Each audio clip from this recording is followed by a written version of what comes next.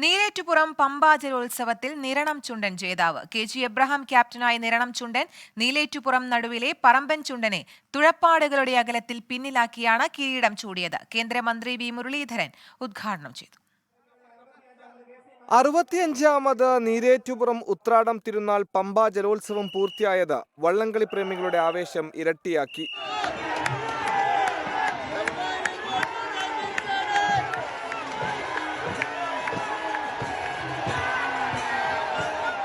KG Abraham ക്യാപ്റ്റനായ Niranam boat club തുഴഞ്ഞ നിരണം ചുണ്ടൻ ജേതാവായി. രഞ്ജു എബ്രഹാം കല്ലുപുരയ്ക്കൽ ക്യാപ്റ്റനായ നീലേറ്റുപുറം ഇമ്മാനുവൽ ബോട്ട് ക്ലബ് തുഴഞ്ഞ നടുവിലെ പറമ്പനെ തുഴപ്പാടുകളുടെ അകലത്തിൽ പരാജയപ്പെടുത്തിയാണ് നിരണം ചുണ്ടൻ ജേതാവായത്.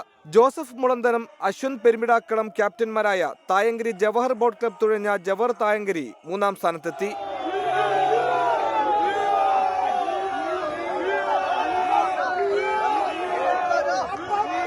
വള്ളംകളിക്ക് മുന്നോടിയായി നടന്ന പൊതുസമ്മേളനം കേന്ദ്ര വിദേശകാര്യ സഹമന്ത്രി വി മുരളീധരൻ ഉദ്ഘാടനം ചെയ്തു. Kuttanad MLA Thomas K Thomas അധ്യക്ഷനായി.